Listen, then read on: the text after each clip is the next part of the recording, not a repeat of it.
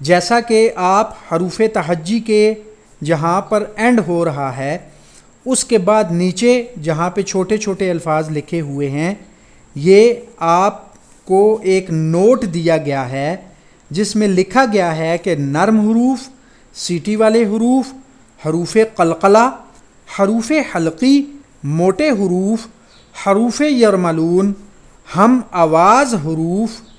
یہ تمام الفاظ نیچے آپ کے لیے آسانی کے لیے یاد کروانے کے لیے درج کیے گئے ہیں تاکہ آپ کو پتہ لگ سکے کہ نرم حروف کون سے ہیں، سیٹی والے حروف کون سے ہیں،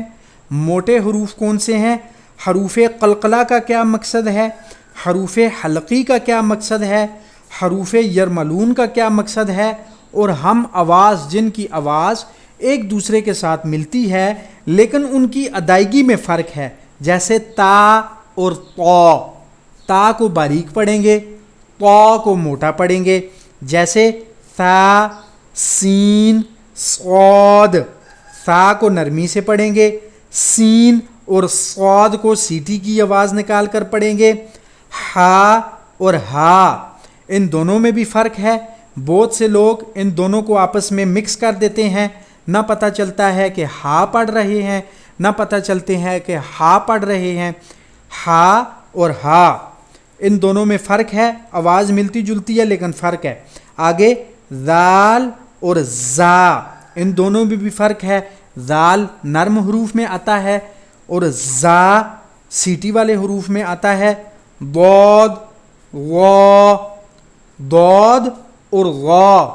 ان دونوں کو، یہ دونوں موٹے حروف میں آتے ہیں۔ بعض جگہ پر فقہ حنفیہ کو چھوڑ کر ضاد کو ضاد پڑھا جاتا ہے، ضاد۔ ہم فقہ حنفیہ والے اس کو ضاد اس لیے پڑھتے ہیں کیونکہ ضاد اور ضا ان دونوں کی آواز کو مکس نہ کیا جائے یا یہ مکس نہ ہو سکے، بقایا اس کو اگر ضاد پڑھیں تب بھی میننگ میں کوئی فرق نہیں پڑے گا، اگر اس کو ضاد پڑھیں تب بھی میننگ میں کوئی فرق نہیں پڑے گا، لیکن اس کو موٹا کر کے ادا کیا جائے گا۔ قوف، کاف، ٹھیک ہے جی، یہ دونوں ان دونوں کی آواز ملتی ہے لیکن نقطے والا قوف موٹا کر کے ادا کیا جائے گا، دوسرا کاف باریک کر کے ادا کیا جائے گا۔ یہ تھے آج کی تختی اور اس میں چند چیزیں۔